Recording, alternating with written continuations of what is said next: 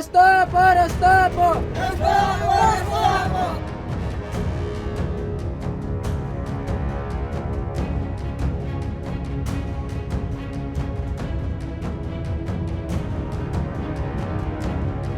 રસ્તો આપો, રસ્તો આપો.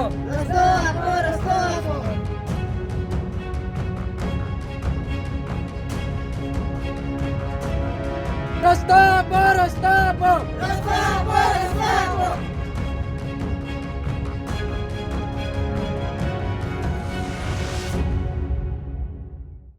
તમે જે દ્રશ્યો જોઈ રહ્યા છો તે છોટાઉદેપુરના નસવાડી તાલુકાના છે, જ્યાં એક સગર્ભા મહિલાને જોરીમાં નાખી દવાખાને લઈ જવાય છે. પણ શરમની વાત તો એ છે કે અસંખ્ય પીડા વચ્ચે જજુમી રહેલી મહિલાની સારવાર માટે એમ્બ્યુલન્સ પણ નથી આવી શકતી, અને એમ્બ્યુલન્સ ના આવવા પાછળનું એકમાત્ર કારણ હતું રોડ રસ્તાનો અભાવ, જેના લીધે મહિલાના પરિવારજનો જોરીમાં નાખીને મહિલાને દવાખાને લઈ જાય છે. અને સુવિધાના અભાવને કારણે મહિલાને સમયસર હોસ્પિટલ ન પહોંચાડતા મહિલાએ મૃત બાળકને જન્મ આપ્યો છે.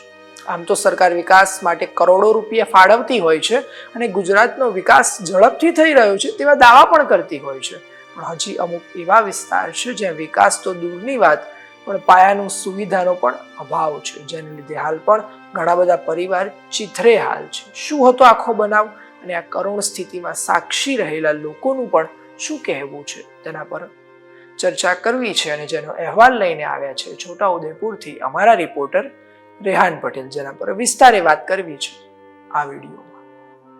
નમસ્કાર મિત્રો, વાઇબ્સ ઓફ ઇન્ડિયા સાથે હું પાર્થ. ગઈકાલે રાત્રે એટલે કે તારીખ 1 ફેબ્રુઆરીના રોજ રાત્રિનો સમય હતો અને છોટાઉદેપુરના નસવાડી તાલુકાના કુંડા ગામની એક સગર્ભા મહિલાને પ્રસૂતાનો દુખાવો ઉપડ્યો હતો, પણ ગામમાં કોઈ પણ પ્રકારની આરોગ્યની સુવિધાના અભાવને કારણે તેને ગામની બહાર હોસ્પિટલમાં લઈ જવી પડી. પણ ગામના રસ્તા પણ એટલી હદ સુધી ખરાબ હતા કે ત્યાં એમ્બ્યુલન્સ પણ નહોતી આવી શકતી, જેના લીધે અસંખ્ય પીડાથી જજુમી રહેલી આ મહિલાને જોરીમાં નાખી દવાખાને લઈ જવા સિવાય બીજો કોઈ વિકલ્પ રહ્યો નહોતો. અને આખરે ગામના અમુક લોકો અને મહિલાના પરિવારજનો મહિલાની જોરીમાં નાખી દવાખાને લઈ ગયા હતા, પણ સુવિધાના અભાવને કારણે દવાખાને પહોંચતા સમય લાગ્યો. અને જ્યારે પ્રસૂતા હોસ્પિટલ પહોંચી અને ડોક્ટરે મહિલાને યોગ્ય સારવાર આપી, પણ કમનસીબે મહિલાએ મૃત બાળકને જન્મ આપ્યો. હાલે મહિલા પર શું વીતી રહી હશે અથવા તેની શું સ્થિતિ હશે તેની ખાસ આપણે અંદાજો તો ન લગાવી શકીએ, પણ તેની વેદનાને સમજી શકવાનો પ્રયત્ન જરૂરથી કરી શકીએ છીએ. આ બનાવ બન્યા તે પહેલા પણ એક સગર્ભા મહિલાએ રોડ રસ્તા અને આરોગ્યની કથળી ગયેલી સ્થિતિને કારણે પોતાનો જીવ ગુમાવ્યો હતો, પણ આ વેદનાનો અહેસાસ ખાસ એસી લક્ઝરી કાર અને આલિશાન બંગલામાં રહેતા નેતાઓને નહીં હોય. આમ તો વિકાસના મોટા મોટા દાવા કરવામાં આવે છે, પણ પાયાની સુવિધા વિહીન ગામો સરકારની નજરથી દૂર છે તેવું લાગી રહ્યું છે. આ વિશે સ્થાનિક રહેવાસીઓનું શું કહેવું છે, ચાલો સાંભળી લઈએ.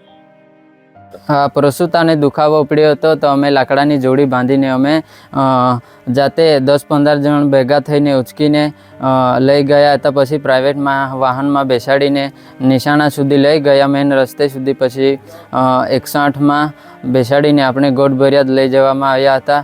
તો ત્યાં રાત્રે બાળકનો જન્મ તો થયો, પણ મૃત હાલતમાં થયો. રસ્તા હોતા તો કદાચ આ બાળક અહીંયા હોત આના વચ્ચે, તો બાળક જે મૃત્યુ થયું છે આના કારણે જ થયું છે. અને એક તરફ સરકાર આમે વિકાસ કરી નાખ્યો છે, વાતો કરે. વિકાસ થયો છે ક્યાં બતાવો. ખરેખર બહુ દુઃખની બાબત છે. આનાથી શરમજનક કોઈ બી ના હોય છે કે તો આ ફળિયાની અંદર ના તો સ્કૂલની સુવિધા છે, ના તો આંગણવાડી છે, અને કાસા ઘરમાં ભણે છે બાળકો, જે ભણે છે બી. તો આ જે પ્રાથમિક સુવિધા બી અહીંયા કશું છે નથી. તો ખરેખર આ થવું જોઈએ, પણ આ બહેરી સરકારને દેખાતું નથી એવું લાગે છે. અમારે રસ્તાની પ્રોબ્લેમ છે. કોઈ બીમાર પડે તો અમારે અહીંયા મોટા વાહનો આવતા નથી, એટલે અમારે ટીકમ પાવડા લઈને જે છે પછી અમે જાતે જ રસ્તો સાફ કરીએ છીએ. પછી મોટા સાધન લઈ આવીએ છીએ.